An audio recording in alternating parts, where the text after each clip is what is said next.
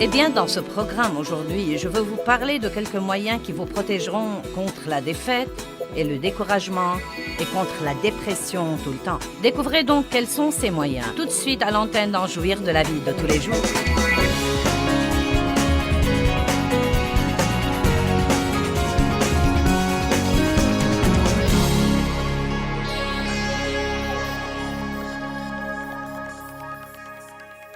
J'aime ce que dit l'apôtre Paul dans Actes 20, 24. J'ai déjà fait toute une série là-dessus. Il dit « Mais aucune de ces choses ne me tente, et je ne fais aucun cas de ma vie non plus, pourvu que j'accomplisse ma course avec joie. » Et j'aime ça. La Bible rapporte dans Jean 17 que Jésus a dit « Et maintenant, Père, glorifie-moi, j'ai achevé l'œuvre que tu m'as donnée à faire. » Savez-vous comme c'est facile de dire quand vous commencez à vous lasser « Je vais m'installer là ?»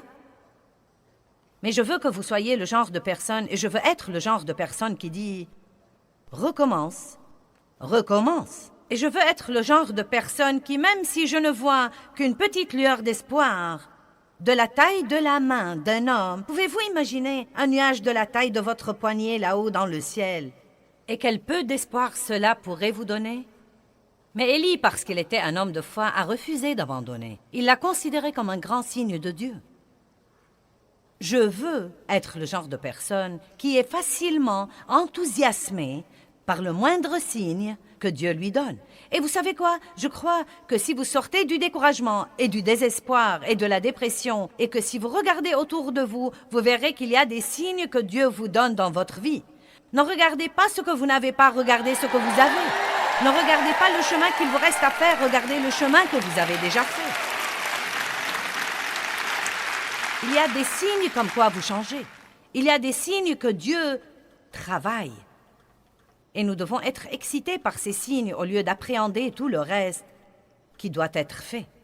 Maintenant, je crois qu'il nous serait plus facile d'être excellents si nous comprenons vraiment et si nous savons que Dieu nous voit tout le temps.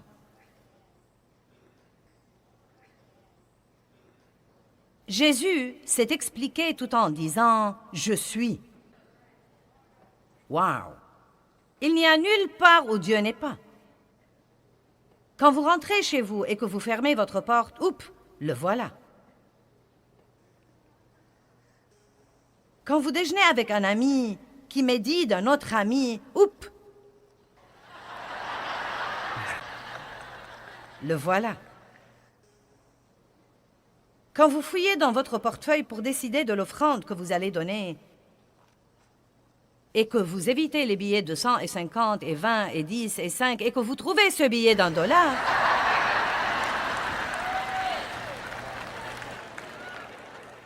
savez-vous ce qui m'intrigue le plus? Les gens plient et replient plusieurs fois les billets d'$1.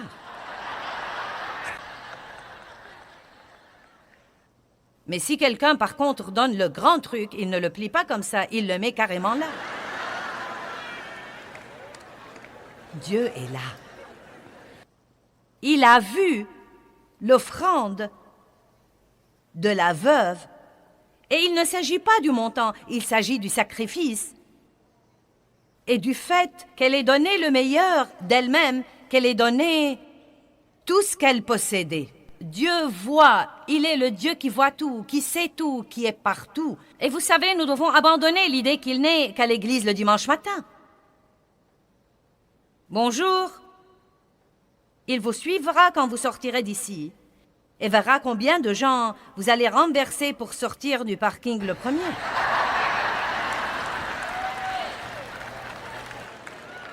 C'est tous ces trucs que nous faisons généralement tout en croyant que personne n'y fait attention. Mais Dieu les voit. Et laissez-moi vous dire quelque chose. Je crois que ce sont ces petites choses qui déterminent si nous sommes des gens intègres et des gens excellents. Je ne crois pas qu'il faut faire attention aux grandes choses. Je crois que nous devons faire attention à toutes les petites choses. Êtes-vous le genre de personne qui crache son chewing-gum sur le trottoir pour que quelqu'un d'autre marche dessus et tombe de tout son long? Êtes-vous le genre de personne qui jette ses ordures par la fenêtre de sa voiture sur l'autoroute? Êtes-vous le genre de personne qui ne remet pas son chariot d'épicerie au petit espace assigné au chariot? Êtes-vous le genre de personne que j'étais autrefois? Vous ne remettez pas le chariot à sa place et vous passez plus de temps à essayer de l'appuyer contre la voiture de quelqu'un d'autre?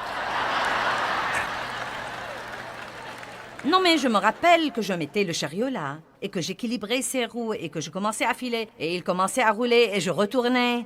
En fait, nous faisons toujours plus d'efforts pour faire ce qu'il ne faut pas que nous ne faisons pour faire ce qu'il faut.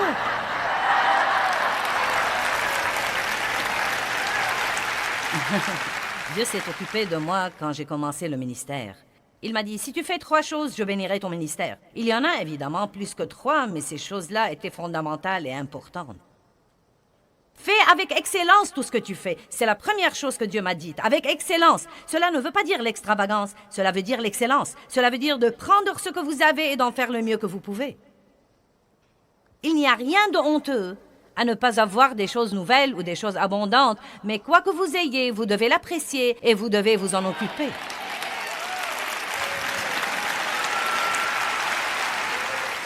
Certains d'entre vous n'ont rien qui vaille, et tout ce que vous faites, c'est de vous plaindre du peu que vous avez, et vous restez assis à le voir pourrir. Remerciez Dieu pour ce qu'il vous a donné et faites-en le mieux que vous pouvez, et vous verrez que Dieu va le multiplier. Amen. Dieu m'a dit, fais avec excellence tout ce que tu fais, et je crois que c'est quelque chose qu'il faut reconnaître à notre ministère.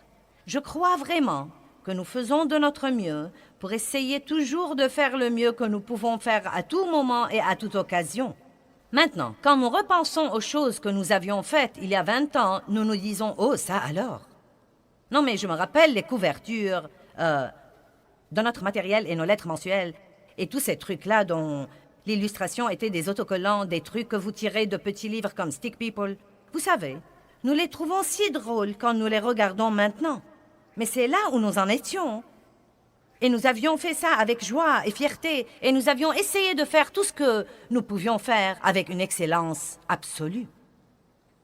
Je crois que Dieu est un Dieu excellent, et il nous a appelés à être excellents. Et je vais vous dire la vérité, je ne crois pas personnellement que Dieu bénit la paresse.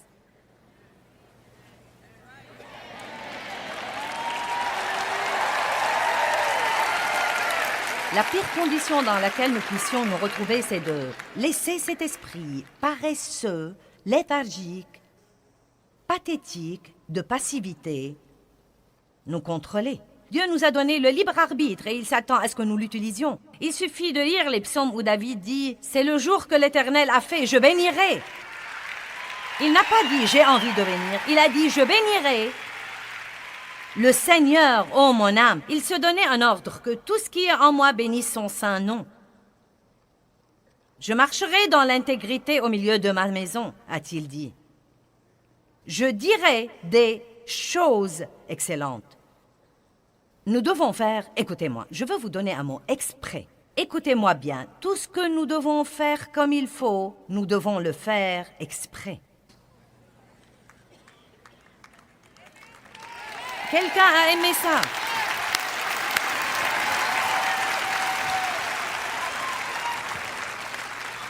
Vous dites, eh bien, j'en ai assez. Je fais tout comme il faut, mais je n'arrive pas à un résultat. Et j'en ai assez. Eh bien, recommencez.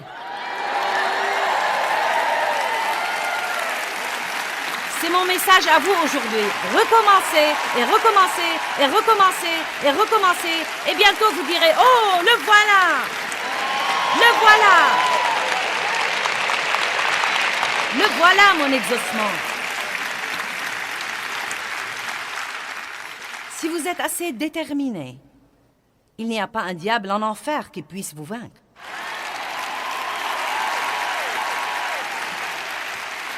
Ma parole à vous ce soir n'est pas compliquée. Recommencez. Encore une fois. Et encore une fois. Et encore une fois. Et encore une fois. N'oubliez pas.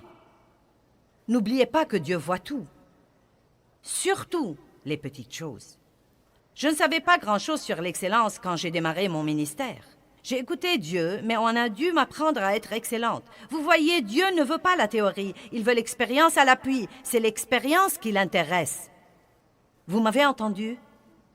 En fait, si vous étudiez le mot connaissance dans la Bible, vous verrez qu'il veut dire non seulement connaître quelque chose, mais encore l'expérimenter, le soumettre à des expériences. C'est pourquoi dire que nous connaissons quelque chose sans le mettre en pratique n'est pas une vraie connaissance biblique. Et Dieu dit, si tu dis que tu me connais, mais que tu n'aimes pas ton frère dans le Christ, tu es menteur, car comment peux-tu connaître Dieu qui est amour sans vraiment aimer? Il ne s'agit pas d'avoir une connaissance mentale de Dieu ou d'écouter des sermons sur Dieu, mais il s'agit d'avoir une relation expérientielle avec Dieu que nous acquérons en endurant des choses et en endurant des choses et en endurant des choses. Je ne savais donc pas comment être excellente parce que j'étais entourée par des gens tout à fait médiocres et indisciplinés, surtout dans leurs émotions. Et donc j'étais indisciplinée émotionnellement. J'ai été élevée par un père qui se mettait en colère chaque fois qu'il ne faisait pas à son idée, et j'ai fini par être tout à fait comme lui. Et j'ai dû commencer à apprendre à discipliner mes émotions. Je ne savais pas le sens de l'excellence, et je ne suis pas allée à l'école biblique quand Dieu m'a appelée. J'avais 3 enfants déjà. Et nous faisions tout ce que nous pouvions faire pour nous débrouiller et pour vivre au jour le jour. Et là, Dieu m'a appelée au ministère. Eh bien, je n'ai pas pu aller au séminaire. J'ai dû me fier à Dieu pour m'enseigner.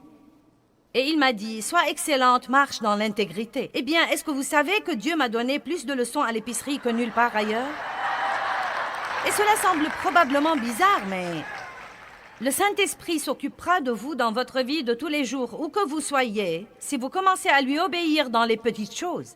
Et c'est une chose personnelle entre vous et Dieu. La plupart de ces choses ne sont pas des choses qu'on est censé raconter. Je vous les raconte, car je les utilise comme des exemples pour vous enseigner. Mais je sais et je suis sûre que Dieu s'occupe de vous à propos de toutes sortes de petites choses, et certains d'entre vous lui obéissent, mais beaucoup d'entre vous ne lui obéissent pas. Et la raison pour laquelle vous n'obéissez pas est peut-être que vous croyez qu'elles sont trop insignifiantes et sans importance. Qu'est-ce que ça change si je remets mon chariot d'épicerie à sa place? Tous les autres laissent leur chariot dehors. Ce que font tous les autres n'a rien à voir avec nous. Nous sommes dans le monde, mais nous ne sommes pas du monde. Et nous ne suivons pas leur exemple, mais nous leur donnons l'exemple.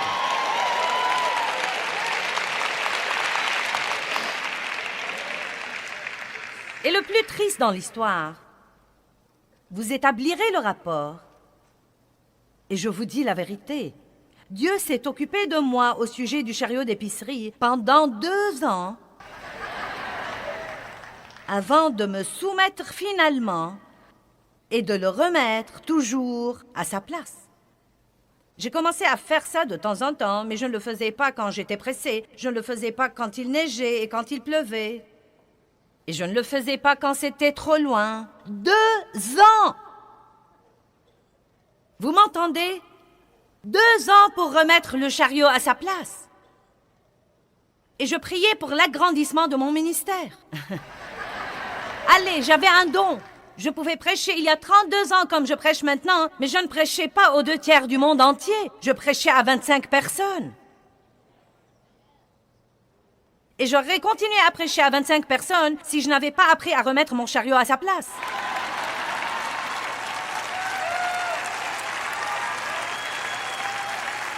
Allez!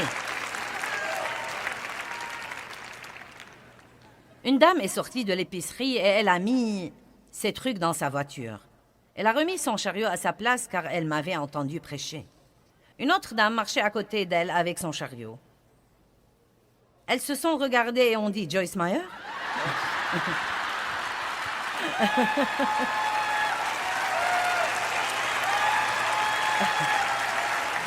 Donc je fais quelque bien au monde. Du moins, nous essayons de remettre nos chariots d'épicerie à leur place.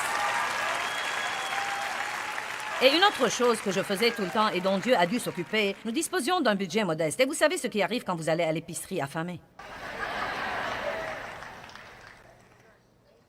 Est-ce que vous remarquez comment ils disposent les produits dans l'épicerie? D'abord les trucs dont vous n'avez pas besoin. Et vous arrivez finalement aux produits de base comme le lait, les œufs, le fromage, les trucs dont vous avez besoin. Mais au moment où vous arrivez là, si vous disposez d'un budget modeste, au moment où vous arrivez là, vous avez déjà dépensé tout votre argent, donc vous devez fouiller dans le chariot pour restituer quelques trucs.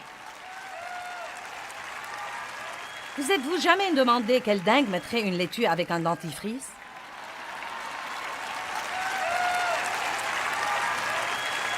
C'était moi. C'était moi il y a 30 ans, car je n'étais pas une personne excellente. Et je ne comprenais pas que Dieu était dans l'épicerie avec moi. Quand il dit « Ne crains pas car je suis avec toi », cela veut dire qu'il est avec moi partout, non seulement à l'église le dimanche, mais partout aussi. Dieu vous voit tout le temps.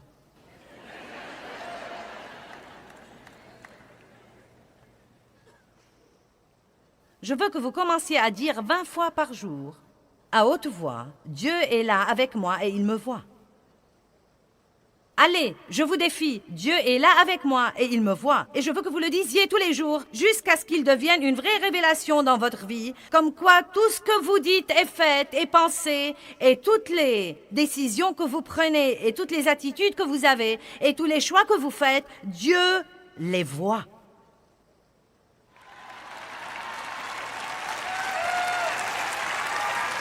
Allez, ça va? Ensuite, il y avait le truc des poulets volés. C'était mauvais. Vous dites, qu'entends-tu par poulet volé? Je découpais dans le journal ces coupons qui disaient que les poulets étaient en solde. Chaque famille avait droit à 3. Mais je ne voulais pas 3, je voulais remplir mon congélateur. Donc je prenais Dave et nos enfants et nous achetions chacun 3.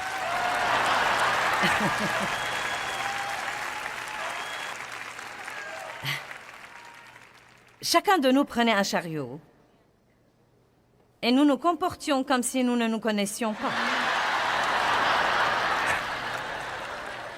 Je me rappelle un jour où j'avais peur car j'ai cru que je n'avais pas donné assez d'argent à ma fille et qu'elle allait m'en demander pour la taxe et qu'on allait découvrir que nous étions apparentés.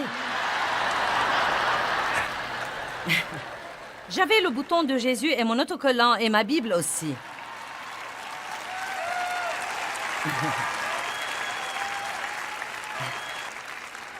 Et Dieu a commencé à me dire, « Joyce, sais-tu que ce que tu veux cacher est forcément quelque chose de mauvais? »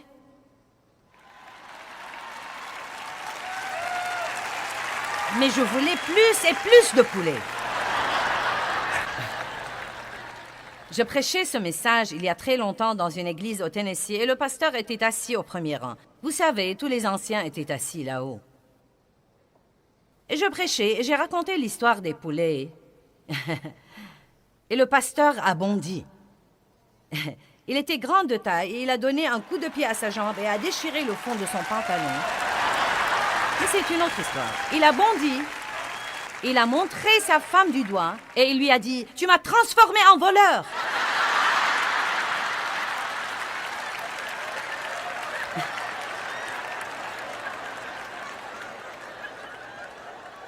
Puis il a regardé l'assemblée et il a dit « Mais ce n'était pas des poulets.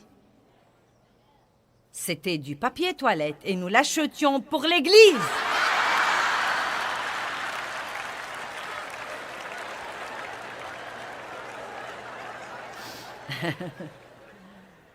Un jour, nous avons fait la queue avec nos poulets et nous sommes passés inaperçus, sans être attrapés. Je n'oublierai jamais ce que Dieu m'a dit. « Félicitations, Joyce, tu viens de voler 3 poulets. »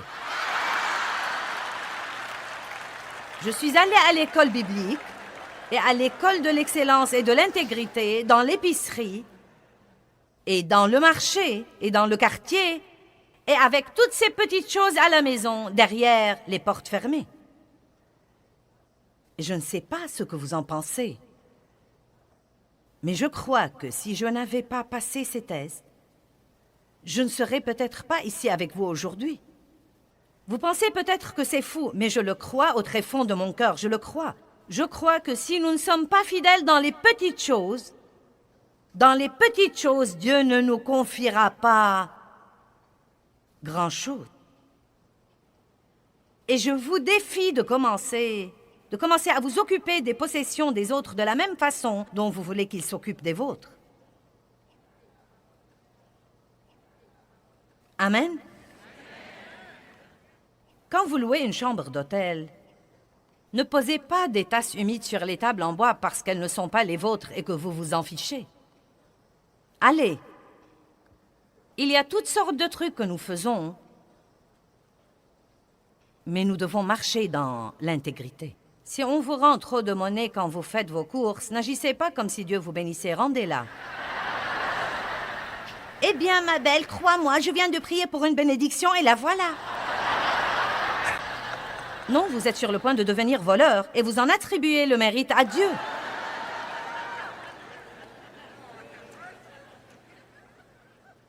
Dieu voit tout. Clôturons avec le psaume 139. Et j'ai dit clôturons, je n'ai pas dit que j'ai clôturé. Psaume 139, 7 dit « Où irai-je loin de ton esprit? Et où fuirai-je loin de ta face? Si je monte aux cieux, tu y es. Si je me couche au Sheol, au séjour des morts, t'y voilà. Si je prends les ailes de l'aurore et que j'aille habiter à l'extrémité de la mer, là aussi ta...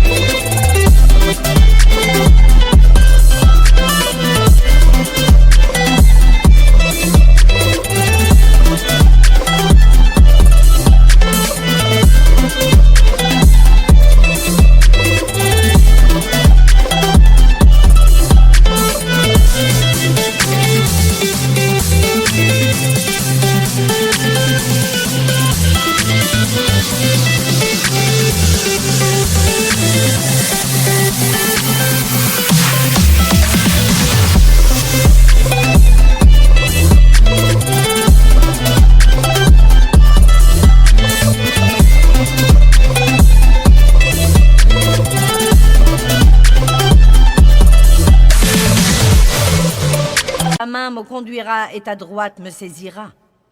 Si je dis « au moins les ténèbres me couvriront », la nuit devient lumière autour de moi. Même les ténèbres ne sont pas obscures pour toi, Dieu. La nuit brille comme le jour et les ténèbres comme la lumière. Dieu est partout et il peut voir tout. Soyez le genre de personne qui, quand Dieu vous dit que vous avez fait ce qu'il ne fallait pas, vous réparez. Écoutez, hier soir, Dave est monté en chair et vous savez, le fil de mon microphone traînait. Et il est monté pour le réparer. Et je suis une personne coléreuse. Je n'aime pas que les gens me dérangent. Et s'ils vont me déranger, qu'ils en finissent rapidement. Et donc, vous savez, il poussait le truc en bas de mon dos. Et finalement, je lui ai dit, « Qu'est-ce que tu fais ?» Il m'a dit, « J'essaye de mettre ce fil à sa place pour ne plus traîner. » Eh bien, je l'ai immédiatement regretté. Car il essayait de m'aider et j'étais vraiment impatiente et ronchonneuse.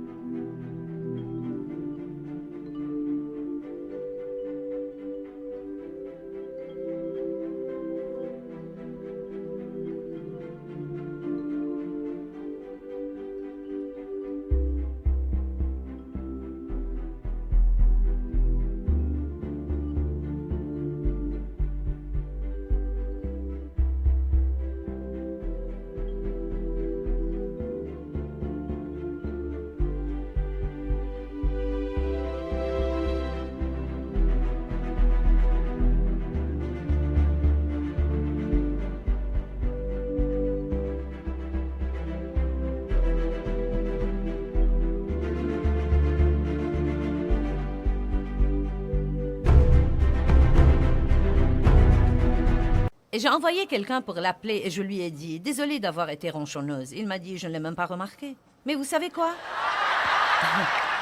Je ne sais pas ce que cela veut dire. Peut-être qu'il y est tellement habitué qu'il ne l'a même pas remarqué. Je mets mon cœur à nu et vous riez de moi. Le point essentiel, c'est que je considère ceci comme un grand privilège, car je ne vais pas monter en chair avec une conscience coupable. Je ne vais pas monter avec une conscience coupable. Et c'était mieux pour moi de faire ce 1000 supplémentaire. Allez,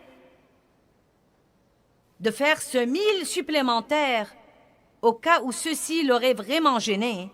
Parce que si c'est le cas, ça me gênerait de penser que je l'ai blessé et que je l'ai gêné. Et franchement, ceci aurait entravé mon onction. Vous savez quoi? Débarrassez votre vie du rebut. Quand vous savez que vous avez fait ce qu'il ne faut pas, ne le dissimulez pas avec une excuse. Admettez-le, demandez à Dieu de vous pardonner et aux gens de vous pardonner. Et prenez la décision ce soir de vivre votre vie au-dessus de la moyenne, de ne pas être une personne médiocre, mais d'être une personne excellente sur qui Dieu peut vraiment compter. Allez maintenant, levons-nous et rendons gloire à Dieu.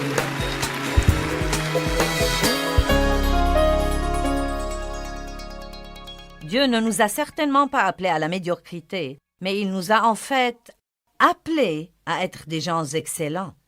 Dieu est un Dieu excellent et quand nous parcourons la Bible, nous voyons que tous les héros de la Bible, les gens de la Bible dont nous aimons raconter les histoires, étaient tous des gens excellents. Ils ont fait des choix excellents, ils n'ont pas fait ce qui était facile et confortable, mais ils ont fait le 1000 supplémentaire.